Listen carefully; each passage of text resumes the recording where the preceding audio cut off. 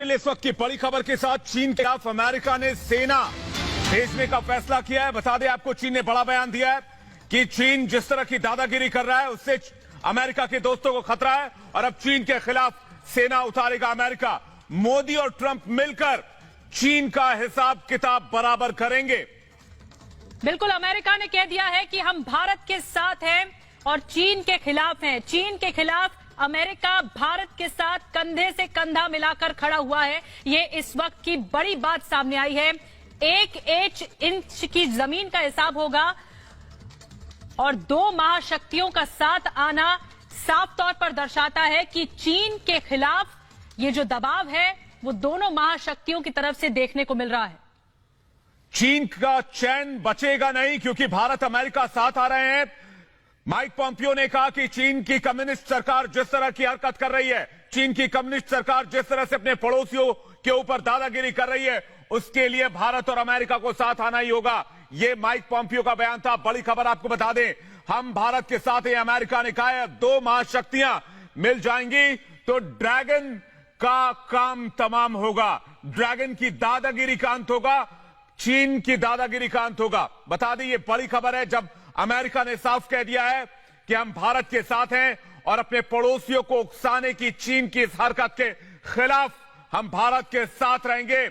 ये बड़ी खबर। अमेरिका के 3 बड़े युद्धपोत अरब सागर और हिंद सागर में गश्त कर रहे हैं। बता दें साउथ चाइना सी में निमित्ज, इसके अलावा रुडोल्फ और साथ ही आपको बता दें रोनाल्ड रीगन।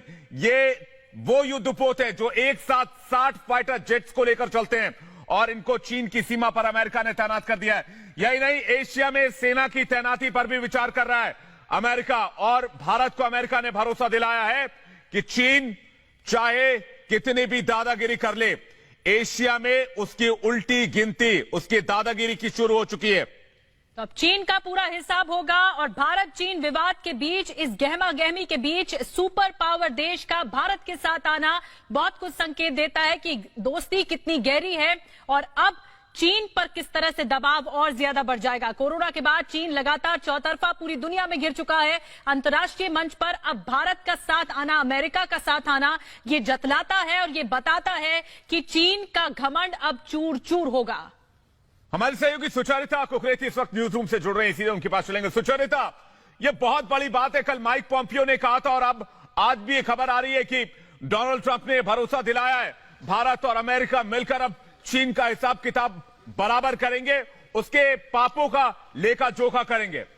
बिल्कुल सही कह रहे हैं आप विवेक, हिसाब होगा और अमेरिका इस पूरे विवाद में किस तरह भारत के साथ है, इसका जैसा आपने जिक्र किया, माइक पॉम्पियो ने कहा, किस तरह डोनाल्ड ट्रंप खुद सामने आए हैं और अब ये कहा जा रहा है कि अमेरिका इस पूरे विवाद में भारत के साथ खड़ा है। मुझे लगता है ये सीधा सीधा संदेश उन लोगों के लिए है जो लगातार ये भी कहते आए कि इस पूरे विवाद में किस तरह से भारत अलग थलग पड़ रहा है। अमेरिका ने पूरे दमखम के साथ भारत का साथ देने की बात कही है। उन्होंने सीधे सीधे ये कहा है कि किस तरह से चीन की जो विस्तारवादी नीति है, चीन लगातार जो दक्षिण एशिया में किस तरह से साउथ एशिया चाइना सी के पास किस तरह से अपने एक्सपेंशनिस्ट पॉलिसी के तहत दूसरे देशों के लिए समस्याएं खड़ी कर रहा है और अब उस पर अंत लगाना होगा। सोचिए, अमेरिका की फोर्स की तैनाती इस इलाके में होना कितनी बड़ी बात है और अमेरिका ये कर रहा है, भारत का साथ दे रहा है। यानी कि इस पूरे विवाद में जिस तरह बहुत से लोग ये कहते आए कि किस तरह चीन जमीन हड़प रहा है,